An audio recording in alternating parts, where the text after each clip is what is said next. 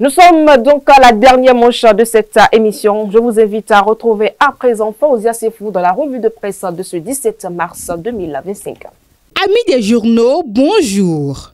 La sortie médiatique du conseiller du bloc républicain Isdine Bouraïma à Porte-Novo nourrit la manchette de votre quotidien La Guérite ce lundi 17 mars 2025. Le journal d'Akonaboué nous apprend que reçu sur l'émission sociopolitique Tour d'horizon de Guérite Radio, Isdine Bouraïma évoque des sujets d'intérêt. Dans sa plume, Anselme Richa nous renseigne que l'émission sociopolitique Tour d'horizon de votre radio numérique Guérite Radio a reçu samedi 15 mars 2025 le conseiller municipal du bloc républicain à la mairie de Porte-Novo, Isdine Bouraïma. Plusieurs sujets étaient au cœur de l'entretien: la gestion de Porte-Novo sous la direction du maire Charlemagne Nyankoti, l'ambiance de travail au sein du conseil municipal, les réalisations de la municipalité et du gouvernement de Patrice Talon, des projets novateurs au profit de la population de la ville capitale, ainsi que les élections générales 2026 au Bénin, notamment la présidentielle, la désignation du candidat de la mouvance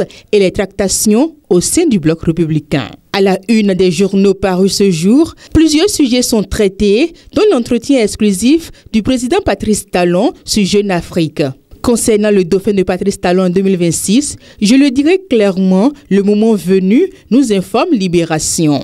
Restant collé à cette actualité, Jack Pata note à sa une, Talon révèle le profil du prochain président du Bénin. Dynamisme Info, quant à lui, s'est intéressé à la question de la grâce présidentielle et nous rapporte une mauvaise nouvelle. Grâce présidentielle à Madougou et à Ivor, le nom catégorique de Talon qui fait plomber les espoirs. Dans les colonnes du journal, on peut lire que le chef de l'État n'envisage aucune faveur pour faire stopper la situation de ceux que beaucoup considèrent comme détenus politiques, en l'occurrence Rekia Madougou et Joël Aïvor. Ne partageant pas cette perspective des choses, Patrice Talon, qui invite à faire la démarcation entre détenus politiques et acteurs politiques condamnés et détenus, n'a à l'idée aucun acte selon lui couvrir les faits délictueux.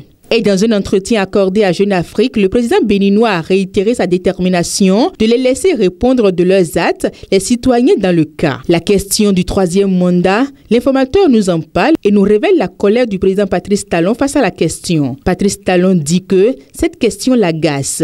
Et dans le quotidien Le Soleil Bénin Info, le président rassure qu'il ne sera pas candidat. La tentative de coup d'État déjouée au Bénin, 6 mois après, Patrice Talon a enfin parlé. Je le cite, « Je ne sais pas ce qui lui a pris. Pourtant, il était dit et convenu entre nous qu'autant je refusais de m'éterniser au pouvoir, et cela pour le bien du pays et de la démocratie, autant et pour les mêmes raisons, il était inenvisageable, à mes yeux, que mon successeur soit issu de ma famille ou de mon clan. Or, si un homme était de mon clan, c'était bien lui. Je n'ai jamais sérieusement pensé qu'Olivier Bokor convoitait la fonction que j'occupe. » La même information est relayée par le quotidien L'Emblème du Jour qui traduit l'acte de tragédie intime. Nous parlons toujours politique, sécurité et état des lieux de la décentralisation dans le Borgou. Le ministre conseiller Gbadamassi invite les acteurs à la consolidation des acquis de la rupture. L'œil du Bénin, quant à lui, nous révèle qu'au cours d'une tournée de travail à Parakou, le ministre conseiller Gbadamassi a sensibilisé plusieurs acteurs sur l'extrémisme violent. Et pour finir, nous parlons des différentes rencontres entre les anciens présidents. Jack Pata, en sa manchette, s'est posé la question de savoir ce que mijotent Adrien Humbedi et Thomas Boniyahi. Et La Guérite de nous dire dans ses colonnes que ces dernières semaines au Bénin, ça dispute entre les anciens présidents d'institutions. Adrien Humbedi s'est rendu dimanche 16 mars 2025 au domicile de Boniyahi à Cotonou. Cette visite de courtoisie de l'ancien président du Parlement béninois, membre de la mouvance, à l'ancien chef de l'État et le président du parti d'opposition Les Démocrates suscite de nombreuses interrogations dans l'opinion publique. Fin de cette revue de presse. Merci pour votre attention. À bientôt.